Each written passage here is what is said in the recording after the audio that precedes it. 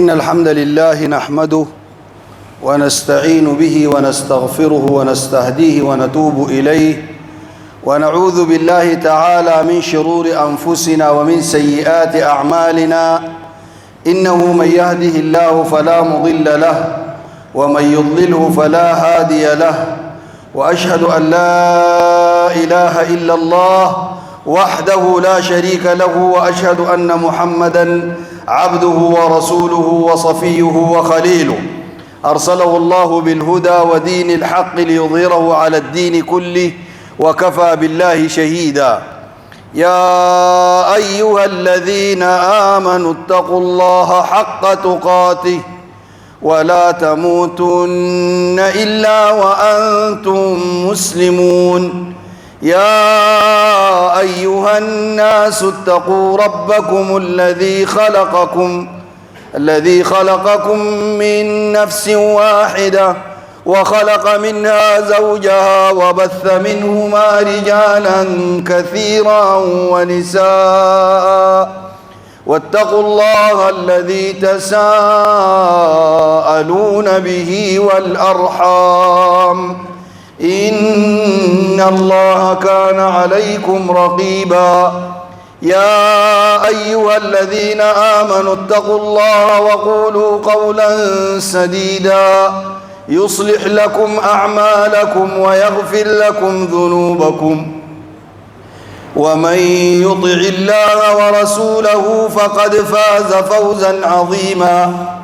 أما بعد فإن خير الحديث كلام الله عز وجل وخير الهدى هدى نبينا محمد صلى الله عليه وسلم. أيها الأحبة في الله، أسعد الله أوقاتكم بكل خير وتقبل الله منكم الصيام والقيام، وجعل الله تبارك وتعالى شهر الطاعات هذا لكم في ميزان حسناتكم يوم القيامة أجورا مثل الجبال إنه سميع قريب مجيب. أيها الأحبة في الله، كما نكرر عند كل بداية رمضان في كل عام أن الله تبارك وتعالى حينما فرض الصوم قال: يا أيها الذين آمنوا كتب عليكم الصيام كما كتب على الذين من قبلكم لعلكم تتقون. فدعوني أيها الأحبة في الله أن أتكلم عن ختم هذه الآية وختامها، لعلكم تتقون، أي أن الله تبارك وتعالى فرض علينا هذا الصيام من أجل التقوى حتى نكون من الأتقياء.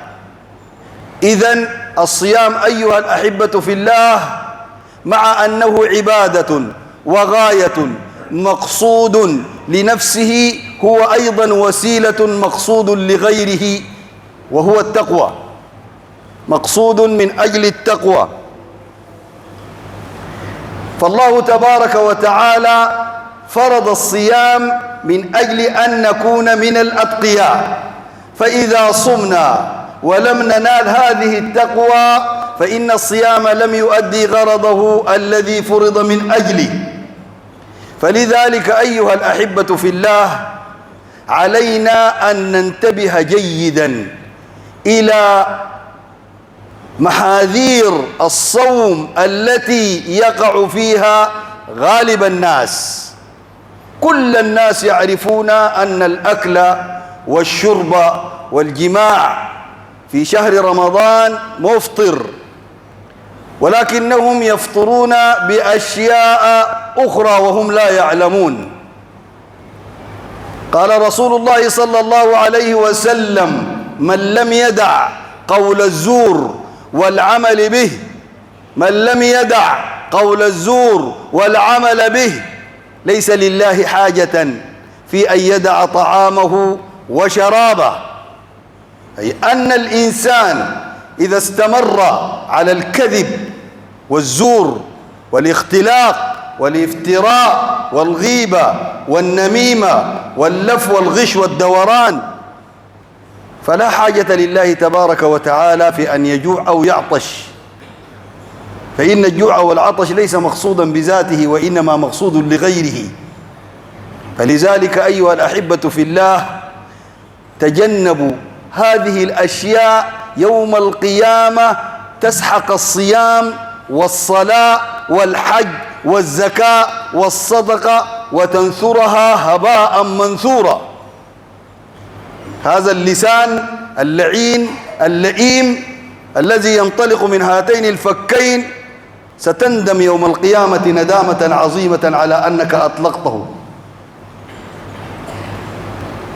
بغير علم ولا هدى ولا كتاب منير، بالكذب والافتراء والاختلاق وصنع الأكاذيب.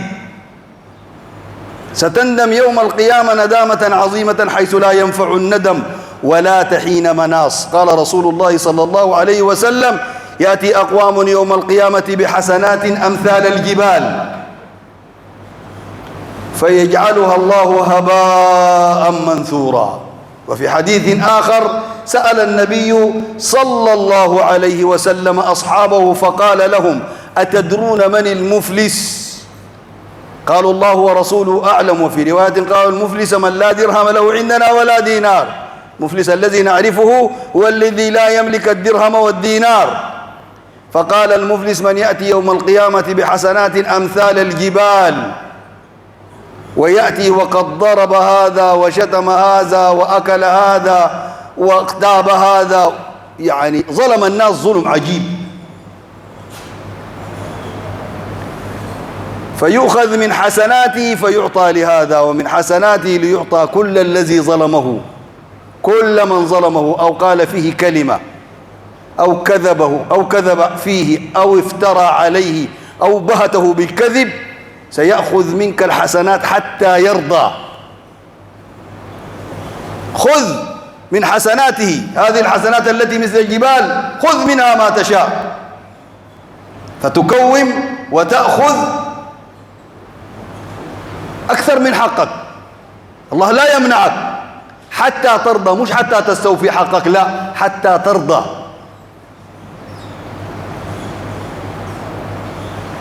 فتخيل يا عبد الله أنك تصوم 20-30 رمضان وتتصدق بأموال طائلة وتصلي صلواتك في مواعيدها وتتصدق وتتنفل، ويأتي إنسان لا يسوي عندك في الدنيا شيئا ويأخذ من هذه الحسنات ويكوم لنفسه وأنت تتفرج فيه ولا تستطيع أن تتكلم معه، لأن الله هو الشاهد والحاضر والحكم والعدل، وهو الذي قال له: خذ حتى ترضى، خذ حتى ترضى.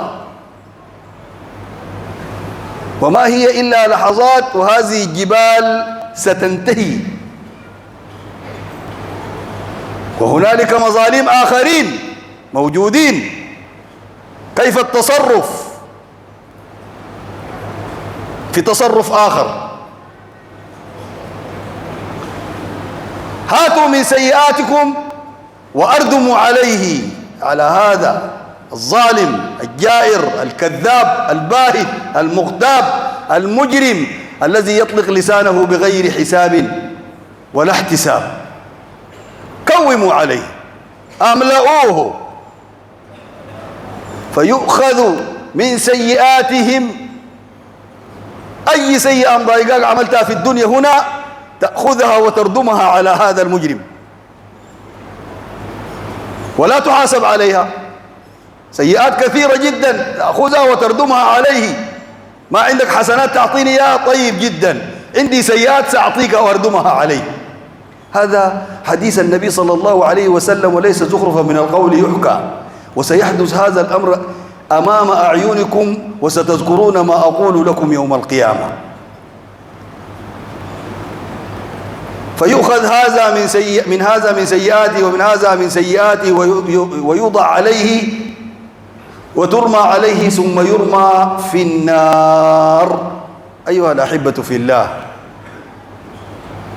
ليس لدينا فرصة وليس لدينا حسنات كثيرة حتى نعطيها مثل هؤلاء الناس، وليس لدينا فسحة حتى يعطونا سيئات، فسيئاتنا أكثر من أن تحتمل الزيادة من الآخرين. فلذلك علينا بحفظ ألسنتنا، لا تغتاب ولا تنم النميمة والغيبة، ولا تبهت إنسان، ولا تتكلم في إنسان وهو غائب، لا تغش، لا تشتم، لا تنبذ، لا تهين، لا تسخر. كل هذا مكتوب يوم القيامة، وستأتي صحف تنشر بين يدي الخلائق. فمن أراد أن يحافظ على صيامه فليحافظ على لسانه. قال النبي صلى الله عليه وسلم: أكثر ما يدخل الناس النار الفم واللسان، الفرج واللسان. وقال النبي صلى الله عليه وسلم: من يضمن لي ما بين فخذيه وفكيه أضمن له الجنة. فلذلك أيها الأحبة في الله، على الأقل في هذا الشهر المبارك، نمسك ألسنتنا عن القيل والقال والغيبة والنميمة والبهتان ومسك أعراض الناس، على الأقل في هذا الشهر المبارك، حتى يكون يوم القيامة زخرا لنا، ولا يأتي أحد نحن لا نتذكر ماذا فعلنا له فيأخذ منا هذا الشهر في دفعة واحدة ويتركنا في حيرة من أمرنا. أقول قولي هذا وأستغفر الله لي ولكم فاستغفروه إنه هو الغفور الرحيم.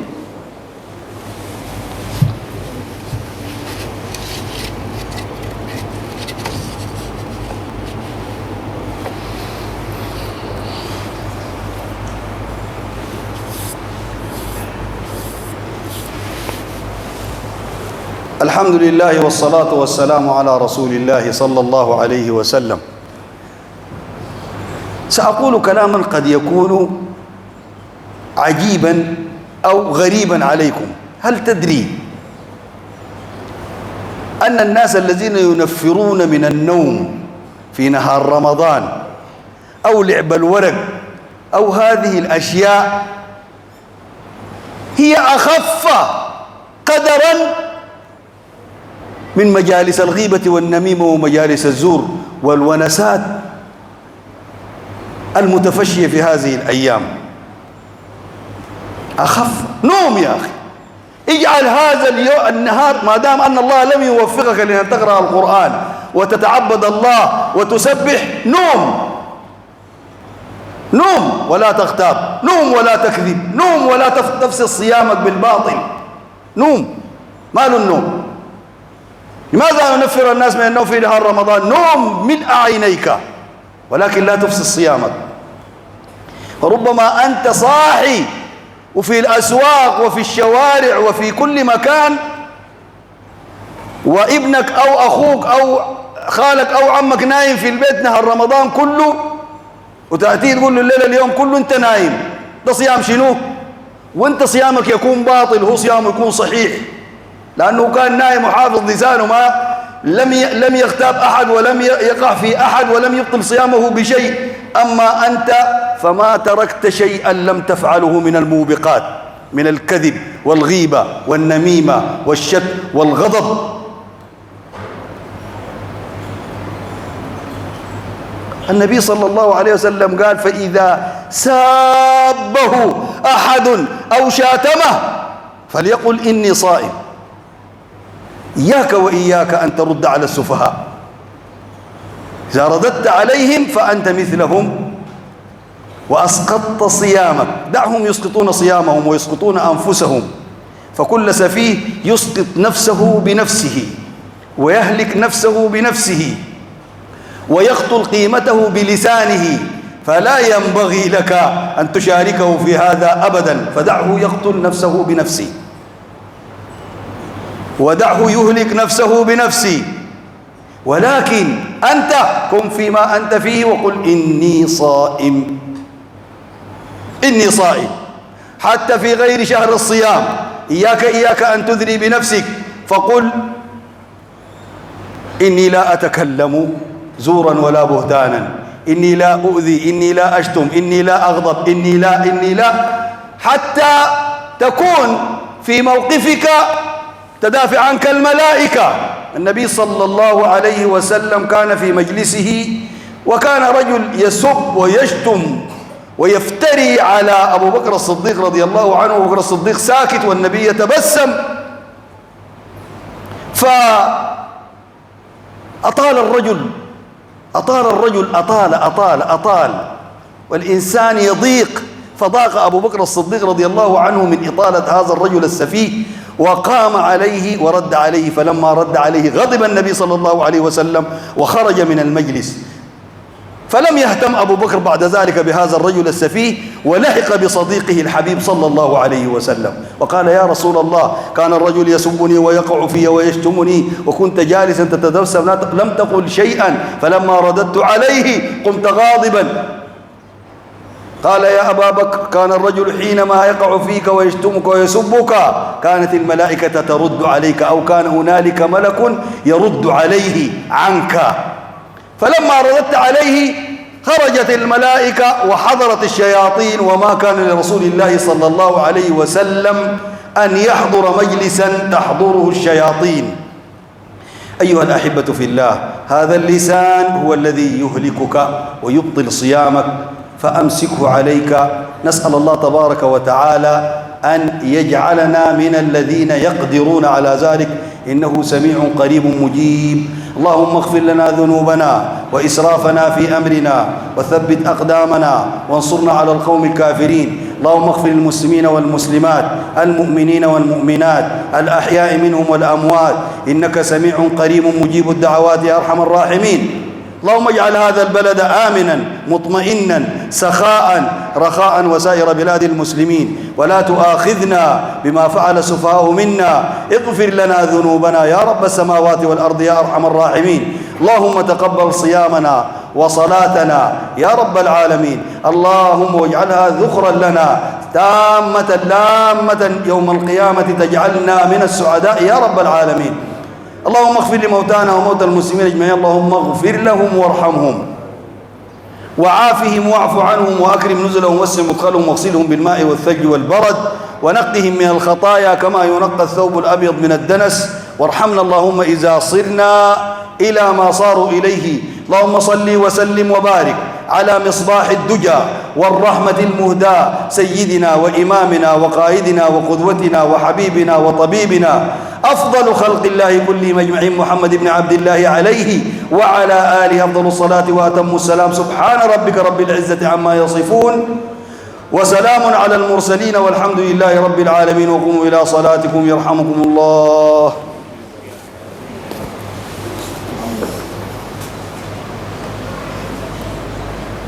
الله أكبر الله أكبر، أشهد أن لا إله إلا الله وأشهد أن محمدا رسول الله. حي على الصلاة حي على الفلاح، قد قامت الصلاة قد قامت الصلاة. الله أكبر الله أكبر، لا إله إلا الله.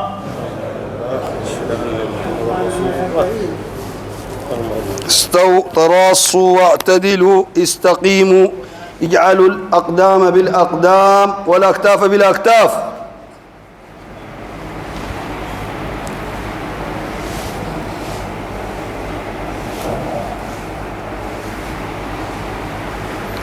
الله أكبر. الحمد لله رب العالمين الرحمن الرحيم مالك يوم الدين. إياك نعبد وإياك نستعين، اهدنا الصراط المستقيم، صراط الذين أنعمت عليهم غير المغضوب عليهم ولا الضالين.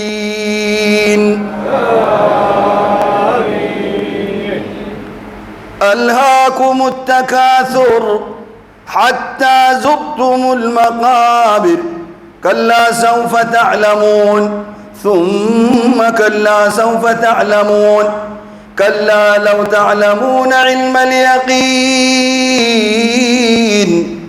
لترون الجحيم ثم لترونها عين اليقين ثم لتسألن يومئذ عن النعيم.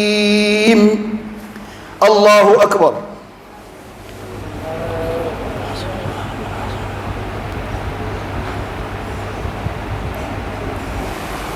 سمع الله لمن حمده. الله أكبر.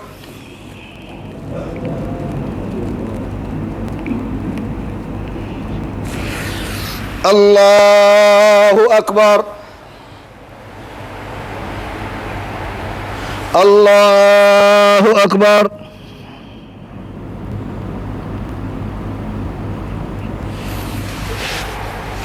الله أكبر.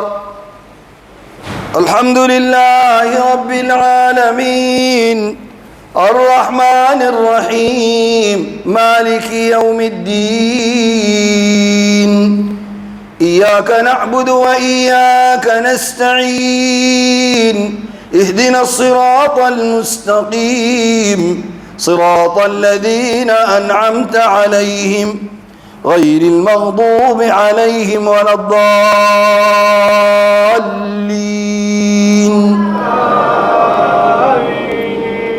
قل هو الله أحد الله الصمد لم يلد ولم يولد ولم يكن له كفوا أحد.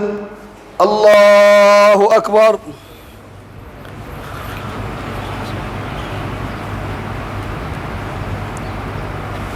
سمع الله لمن حمده.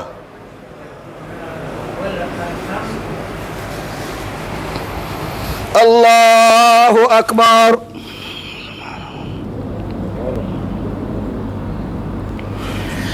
الله أكبر.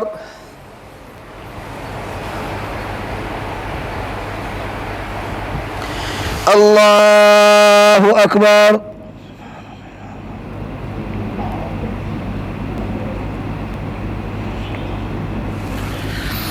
الله أكبر.